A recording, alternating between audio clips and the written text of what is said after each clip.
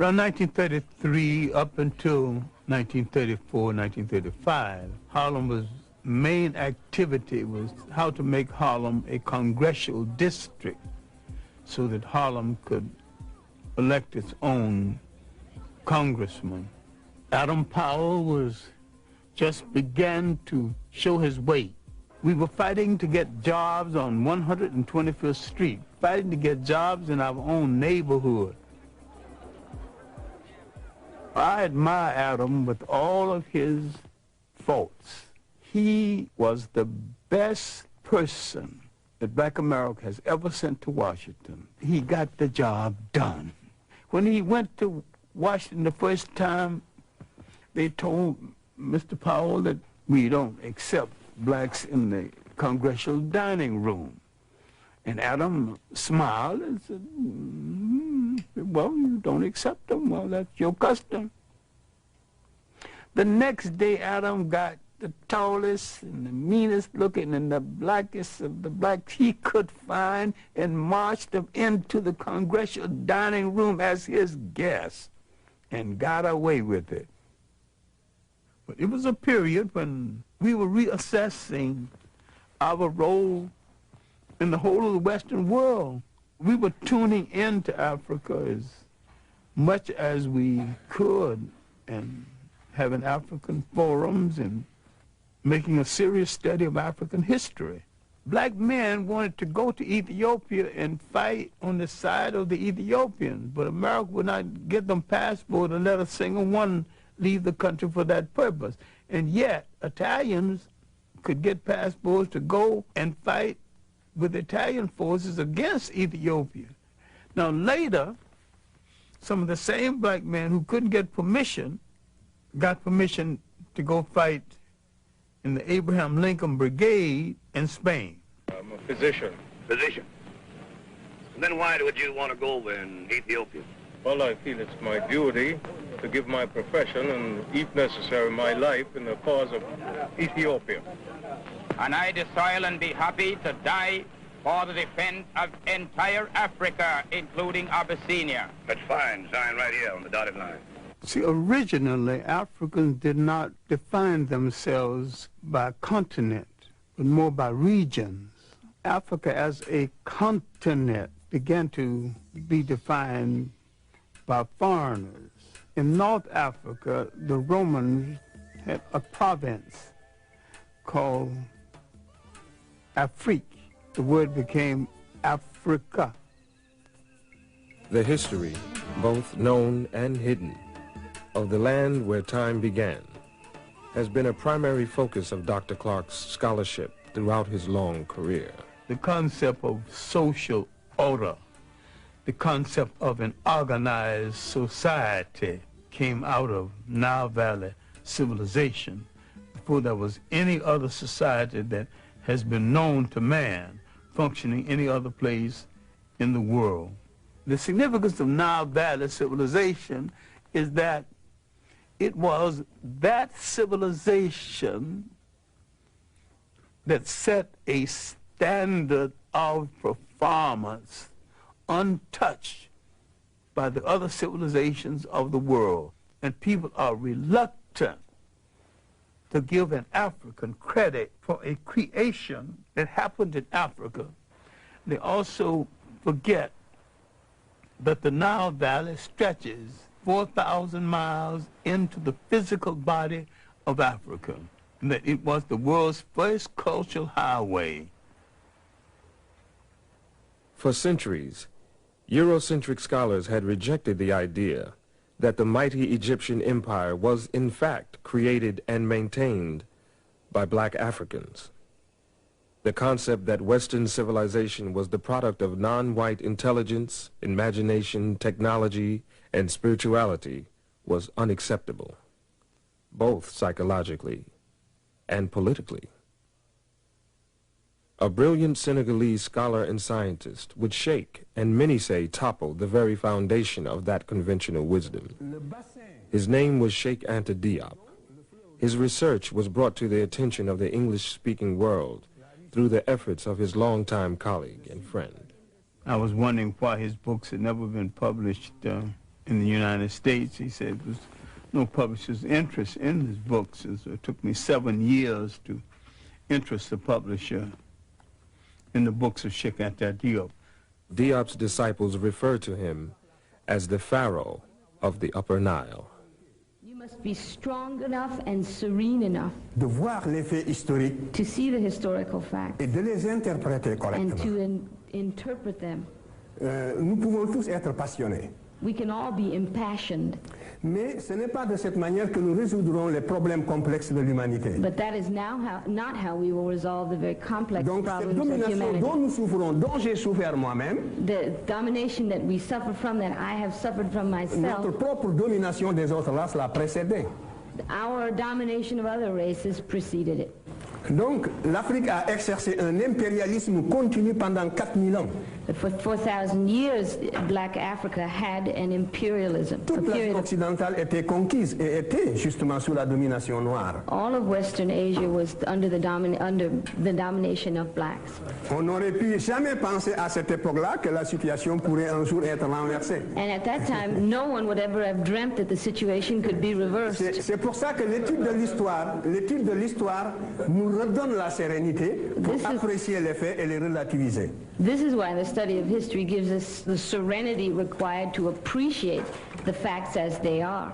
1974, he would challenge the major scholars of the world on the concept of Egypt not being anything other than an African state. In the conference on the peopling of Egypt, leading scholars of the world met and debated.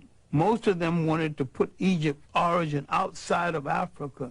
Cheikh Anta Diop and his protege, Theophile Obenga, placed Egypt within the context of Africa's totality. Cheikh Anta Diop was more than a historian. He's a scientist, he's a paleontologist, and he had proven that if he could get the pigment from some of the mummies, he could prove their African origins. All the rest of the conferees came just to disagree, and when it was all over, they had to admit these two men came prepared to prove their case. At that point, they began to close the door to the research of Cheikh Anta Diop.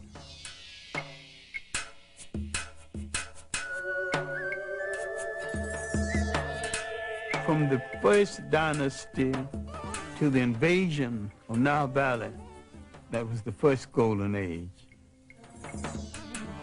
And from third dynasty came the great multi-genius Imhotep, the real father of medicine, who lived 1,800 years before the Greek who's called the father of medicine.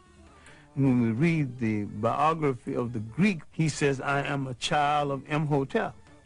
And from the 18th dynasty came the world's great social reformer and maybe one of the world's first deities, Akhenaten. He thought so much of life he would not crush a flower. He outlawed warfare. Spirituality was a part of the total life of the people. Before the coming of the Europeans, the African was very religious. The step pyramid was originally built with a temple at the top where you could go up and pray. This relates not just to the glorification of a pharaoh, but the spiritual outpouring of a people. This is what made the civilization of the Nile so great. At the same time that Egypt was in its 24th dynasty, Europe was just emerging from its pre-literate past. The first show of European intelligence was a book called The Odyssey and the Iliad. That's about 850 BC. Where is Egypt 850 BC? Egypt is old and tired and has gone through 24 dynasties. It is on the eve of its last great dynasty that will come from the pharaohs in the south. And the Europeans have just written a book of folklore. Just south of Egypt lies another highly evolved black society, the Nubians. Their civilization thrived for some 3,000 years. I call the 25th dynasty the one dynasty from the south that moved up north and to tell their cousins, the Egyptians, how to rule a nation one more time.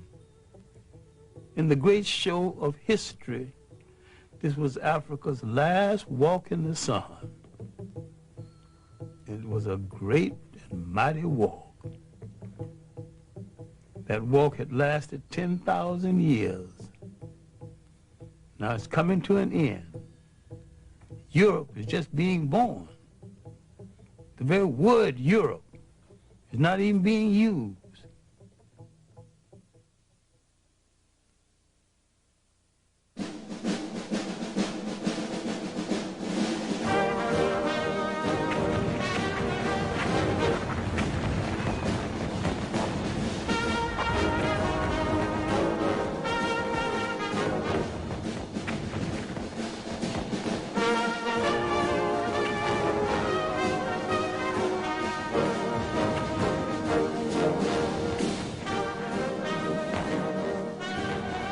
I was drafted to the Army in September 1941. I can say with certainty I was probably one of the best clerks, one of the worst soldiers the Army ever had. I couldn't shoot, didn't like the hot sun, didn't like to go on those all-night trips, but I was a wizard at administration. I made sure my men got what was due to them as soldiers and men. Not as black men, but as soldiers and men.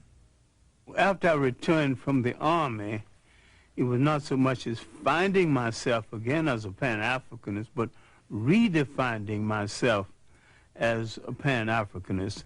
Remember, we had participated in a war that we were cynical about in the first place, and having participated in this war on a Jim Crow basis, getting out of the war, and there wasn't the employment that we had hoped would be there, I began to think more and more about the fact that African people would have to depend on themselves.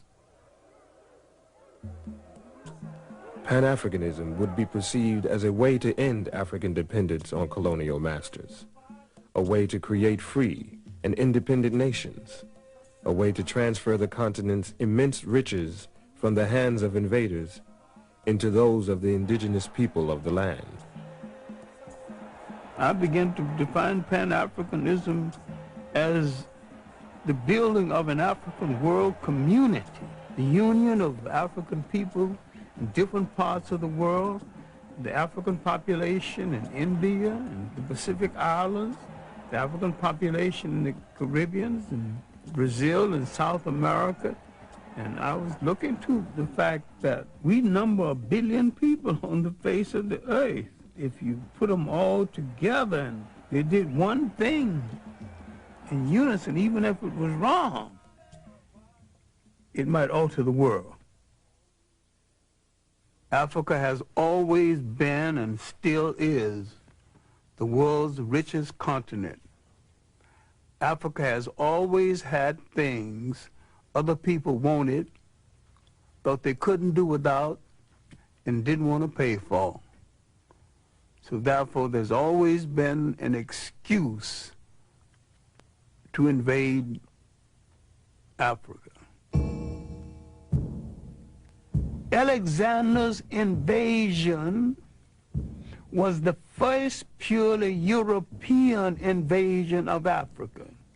Everything that had happened in Egypt and in Africa before 332 BC was something that no European had anything to do with.